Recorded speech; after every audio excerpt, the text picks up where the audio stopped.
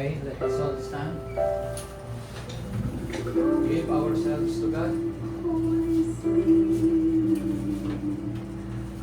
Let us all bow down our heads. Give our true selves out to one and only true God, our Lord Jesus Christ, to the Holy Spirit.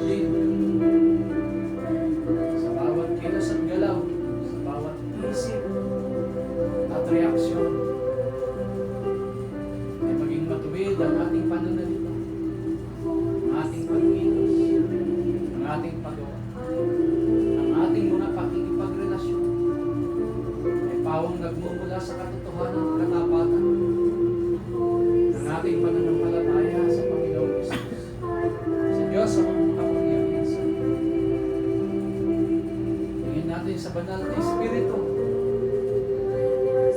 na puruhin at dalisayin ang ating puso at isipan na parang gintong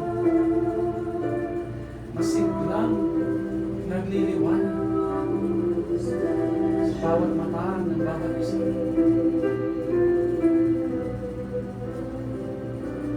Panginoong Jesus, Diyos amang makapangyarihan sa iyong banal na Espiritu, pakadalisayin mo po at pinuhin ang aming mga puso at isipan.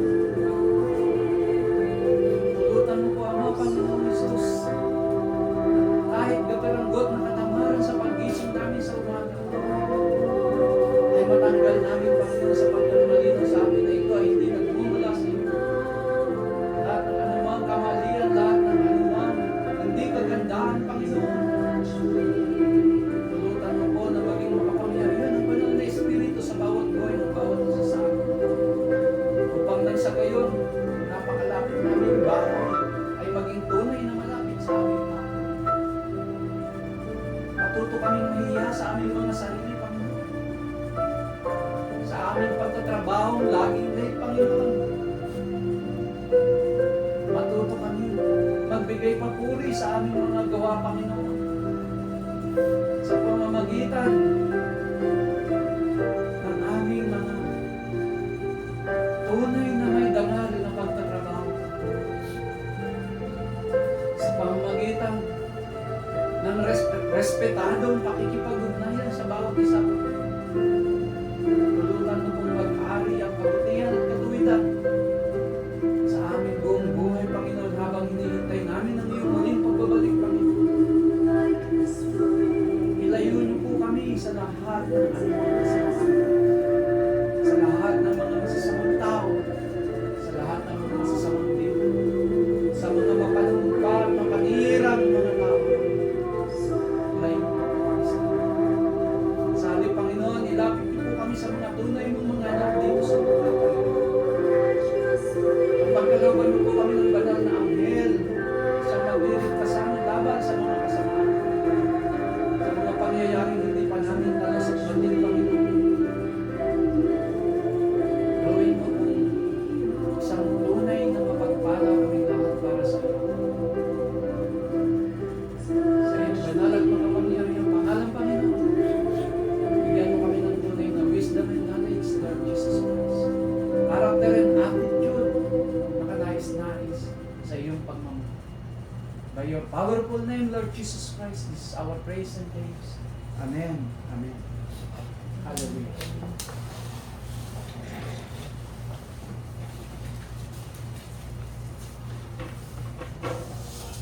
Mga kapatid, ang ating babasahin ngayon ay magmula sa aklat ng Mateo, chapter 5, verse 1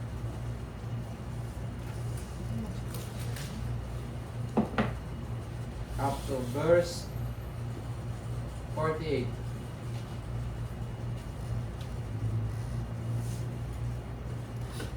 Ang mga mapalad, nang makita ni Jesus ang napakaraming tao, umakyat siya sa bundok at naupo roon.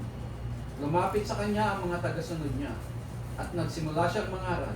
Sinabi niya, mapalad ang mga taong inaaming nagkulang sila sa Diyos dahil makakasama sila sa kaharian ng Diyos. Mga kapatid, inaamin ba natin lahat na nagkulang tayo sa pagsunod sa mga salita ng Diyos upang makasama tayo sa kanyang kaharian, sa kanyang muling pagbabalik dito sa lupa? Kailangan aminin natin ang tunay at tapat sa ating puso ang mga pagkukulang at pagkakamali natin. At talikuran natin ito at huwag nang babalikan at gagawin pa. Mapalad ang mga naghihinagpis dahil aalawin sila ng Diyos. Bakit sa tingin nyo yung naghihinagpis aalawin ng Diyos?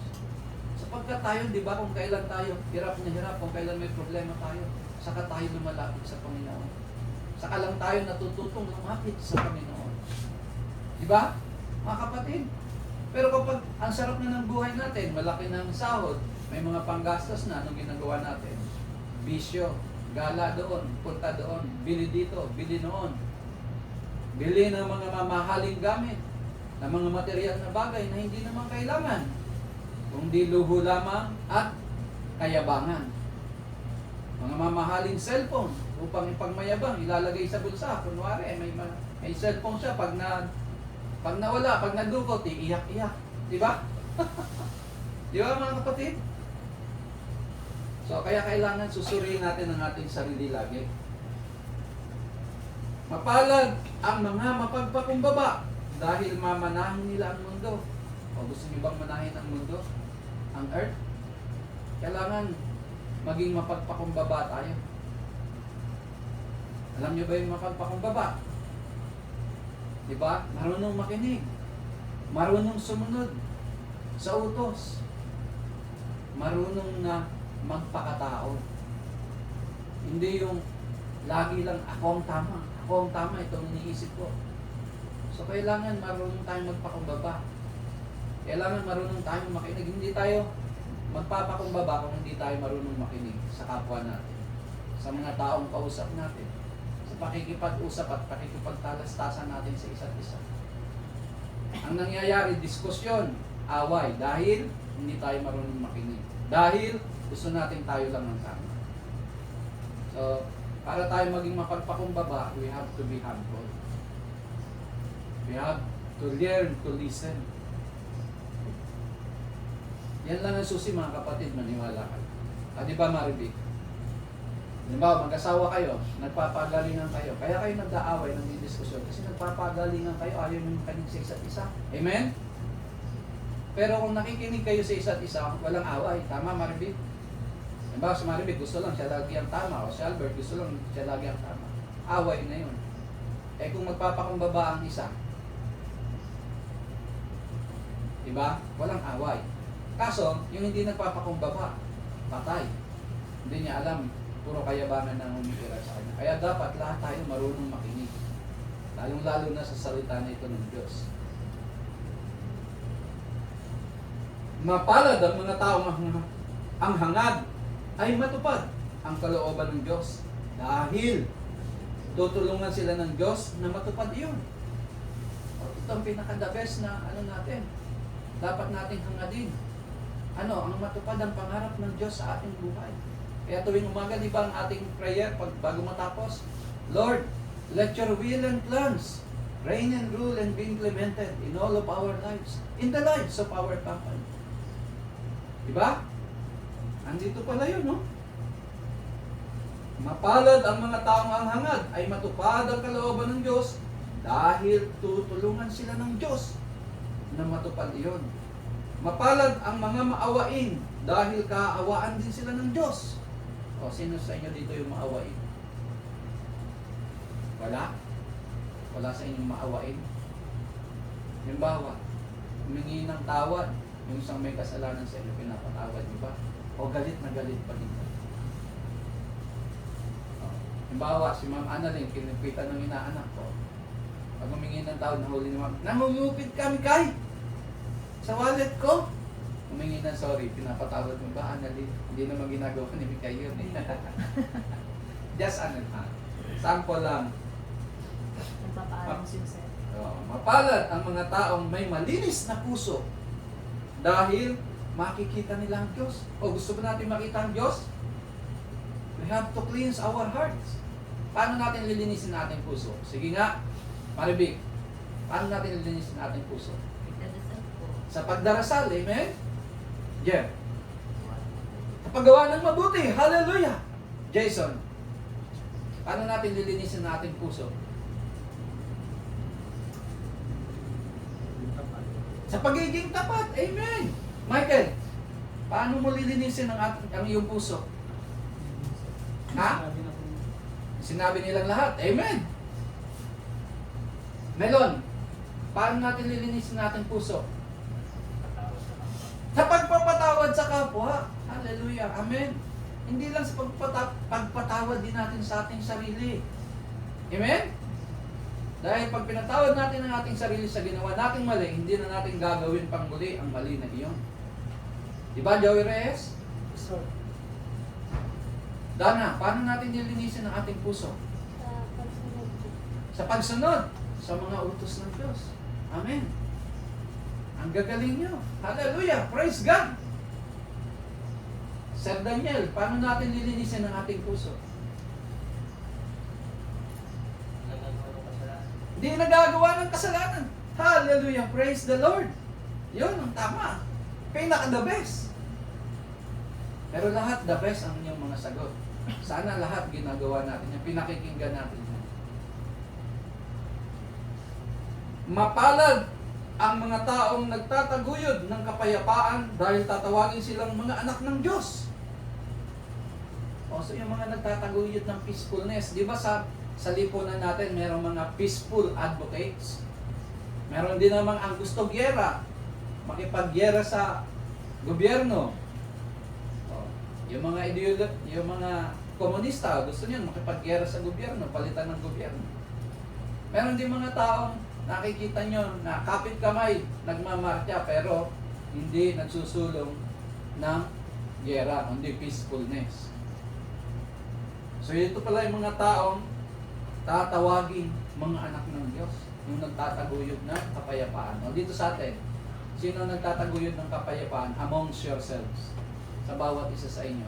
Pag may nag-aaway na isa, baka may nanunulsot pa. Oo nga eh, mali yun. Dapat ganito yun. Oo nga, si Ma'am Annalyn, sip-sip yan kay Sir Andrew eh. Sumbong na sumbong eh. Sino sa inyo yung mga ganon? Dapat walang ganon. Kasi hindi kayo nagtataguyod ng kapayapaan. Ang tinataguyod nyo, pang-aaway, mapang-away. So, hindi natin makikita ang Diyos. Diba? Paano natin makikita ang Diyos kung kapayapaan sinusulong natin? Merong harmony, diba? Merong pagkakaisa. O hindi natin alam, yun na yung Diyos. Because God is in us. The Lord Jesus Christ and God the Father is in us. Diba sabi ng Panginoong Isus, madadaanan natin ito, darasal ng Panginoon, Ama, ako ay sumasa iyo at ikaw ay sumasa akin. Pulutan mo po na tayo ay sumakanya. Amen? So makikita natin ng Diyos ayon sa ating mga gawa. Hallelujah. Mapalad ang mga dumaranas ng pag-uusig dahil sa pagsunod nila sa kalooban ng Diyos dahil makakasama sila sa kaharian ng Diyos. Hallelujah.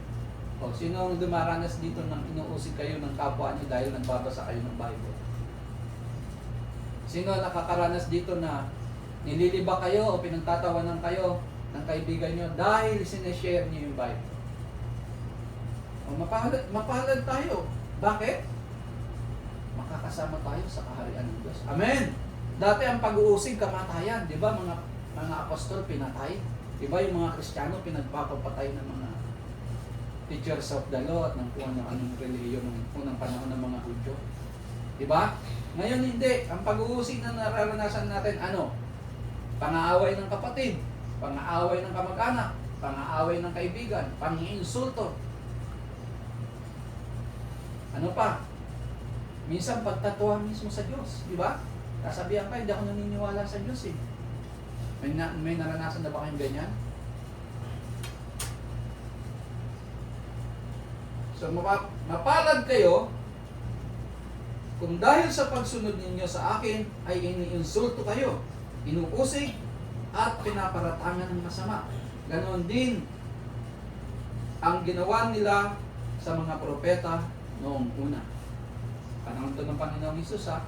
Ibig sabihin yung mga prophet dati, inuusig, pinagpapapatan. Diba? Kaya madala kayo dahil malaki ang gantimpala ninyo sa langit.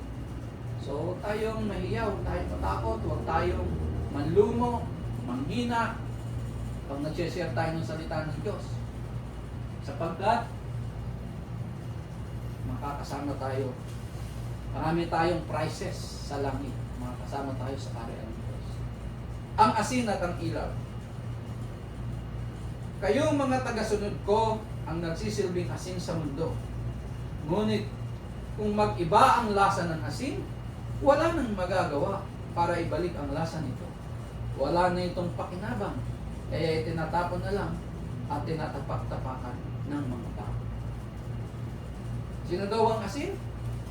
Tayong mga tagasunod ng Panginoong Hesus, di ba? O kailan tayo tatapak-tapakan? Kapag gumagawa na tayo ng hindi kanais-nais at hindi pagsunod sa Diyos. Mapapalayo tayo, mapapasama tayo. Yung iba nakukulong dahil sa paggawa ng masama. Yung iba nagdurusa, naghihiwalay, and everything dahil sa paggawa ng masama. So kaya tayo mga kapatid, panahon na para wag na tayong gumawa ng masama at kalikuan. Amen? Sa totoo lang, ako pag nagbabasa ako ng salita ng Diyos, lalo na sa harapan niyo, parang lumalakas yung aking katawan. Yung hirap, palagay ko kayo, sarap niyo pa matulog eh. Ako hindi eh. Alauna, alas 10, alas 11, alas 10 ako natutulog, tapos gigising ako na maaga. Pag nagpunta ako dito, kailangan gumising ako alas 4 o alas 5. Kayo yung disiplina nyo, lalo na yung mga nalilit, gigising yan, alas 7 na eh. Ano pa magagawa mo? Konting utot, konting kembot mo nun, late ka na. Diba? So, disiplina. Disiplina ang kailangan natin. Kaya, mawawala na yung lasa ng asin sa ating pagkatao kapag tinatalikuran natin. Kapag tinatalikuran natin ang Diyos. Kapag tinatalikuran natin ng Panginoon. Kailan natin tinatalikuran? Tandaan niyo kapag gumagawa tayo ng lahat ng uri ng kamalian, lahat ng uri ng katamadan. Kayo ang magsisilbing ilaw sa mundo at ito ay makikita ng mga tulad ng lungsod sa na itinayo sa ibabaw ng isang burol na hindi maitago. Grabe, no? Kung sumusunod tayo sa Panginoon, magsisilbing ilaw tayo sa mundo. Totoo naman yun, di ba? Subukan nyo, nagsisilbing ilaw kayo sa anak ninyo. Tama, Vic? Magsisilbing ilaw kayo sa kapatid ninyo. Sa pamilya nyo. Sa mga kaibigan nyo. Kapag pinapakita ninyo sa kanila na ang buhay nyo ay itinutuwid ninyo. Na ang buhay ninyo ay matuwid. At patuloy na namumuhay kayo ng may dangal, kung kaya nire-respeto kayo ng mga nakakakilala sa inyo. Walang taong nagsindi ng ilaw at pagkatapos ay tatakpan ng takalan. Sa halip, inilalagay ang ilaw sa patungan upang magbigay liwanag sa lahat ng nasa bahay. Ganon din ang dapat ninyong gawin. Pagliwanagin ninyo ang inyong ilaw sa mga tao upang makita nila ang mabubuting gawa ninyo at pupurihin nila ang inyong amang nasa langit. Amen. Hallelujah. O, di ba? Pakita ninyo ng dahil sa pananampalataya natin sa Panginoong Hesus, sa Diyos amang nasa langit, kaya tayo nagiging matuwid. Pupurihin tayo ng mga nakakakita. Dati-rati, lasinggero yan si Gabriel. Pero nung natuto ng magsimba, natuto magdasal araw-araw, araw at gabi. Hindi na ngayon lasinggero. Bahay, sarili, trabaho, pamilya, ang kanyang inaasikaso. At nagsishare pa ng salita ng Diyos.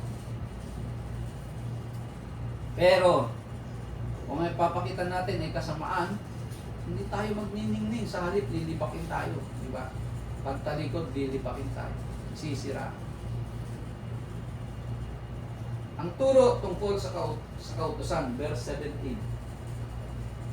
Huwag ninyong isipin na naparito ako upang ipagwalang saysay ang kautusan ni Moses at ang isinulat ng mga propeta. Naparito ako upang tuparin ang mga ito. So, ibig sabihin, implement. Sinasabi ko sa inyo, ang totoo, hanggat may langit at may lupa, kahit ang kaliit-liitang bahagi ng kautusan ay hindi mawawala ng kabuluhan hanggat hindi natutupad ang lahat. Kaya ang sino mang lumabag sa pinakamaliit na bahagi ng kautusan at magturo sa iba na lumabag din ay tinuturing na pinakamababa sa kaharian ng Diyos. Kaya pag may narinig kayong mga nagpipreach ng Word of God na dinadagdagan o binabawasan ng salita ng Diyos, pagkatapos dinadagdagan kanyang mga isip at ng kanyang mga salita, na naiiba na ang ibig sabihin ng salita ng Diyos, iba na yun. Diba? Ituturing na pinakamababa sa kaharian ng Diyos. Ngunit ang sino man sumusunod sa kautusan, o diba? Obedience, pagsunod na naman. At nagtuturo sa iba na sumunod din, ay ituturing na dakila sa kaharian ng Diyos. Amen? So kaya kung magturo kayo sa kapatid ninyo, sa mga anak ninyo, magiging dakila kayo sa kaharian ng Diyos. Kaya tandaan ninyo, kung hindi ninyo mahihigatan ang pagsunod ng mga tagapagturo ng kautusan at ng mga Pariseo sa kalooban ng Diyos, hindi kayo makakapasok sa kaharian ng Diyos. So anong sabi ng Panginoon? Kaya tandaan ninyo, kung hindi nyo mahihigitan ang pagsunod ng mga tagapagturo ng kautusan at ng mga Pariseo sa kalooban ng Diyos, hindi kayo makakapasok sa kaharian ng Diyos. So kasi dati mga Pharisees, teachers of the law, ang itinuturo nun ay sumunod ka sa utos ng Diyos sa salita ng Diyos. Kaya nung panahon ng Panginoong Hesus, pinasok na sila ni demon, yun, pinako sa krus ang Panginoon. Siguro hanggang dito na lang, sapagkat tapos na tayo sa ating oras. Let us all pray. Salamat tayo sa Panginoon.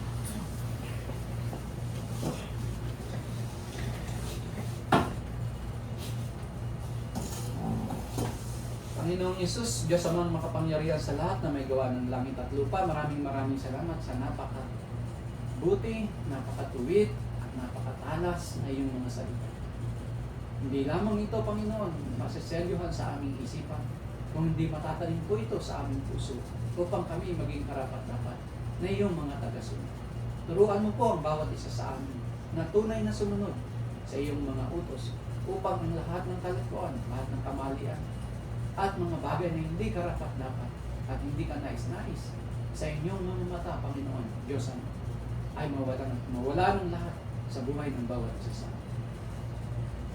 Diyos amang makapangyarihan sa lahat, Panginoong Jesucristo, sa inyong banal na pangalan, Panginoong Hesus, naway manatili sa aming mga puso ang inyong mga salita. Hinihingi po namin, Panginoong Hesus, that your will and plans reign and rule and shines in the lives of Wordliner Incorporated and in the lives of all its people, especially to our children. By your powerful name, Lord Jesus Christ, this is our praise and thanks. Amen. Amen. Amen.